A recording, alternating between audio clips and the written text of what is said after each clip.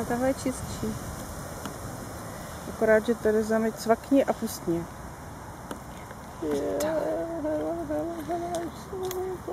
Jak leze.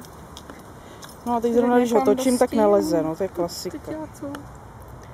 Nemůže něco dělat. To je úžasný.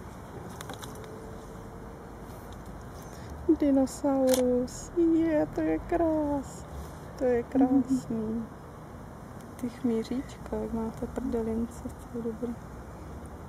Mají tam teda pěkné horko v té budce.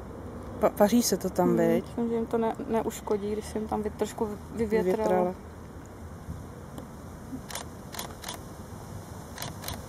Ale tak já myslím tak 1 až 2 dny. Maximálně ty 2, víc bych mu fakt nedala.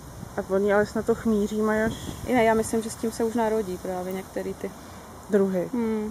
Hele, do toho já ti mluvit nebudu, jo, ale já bych klidně řekla 3.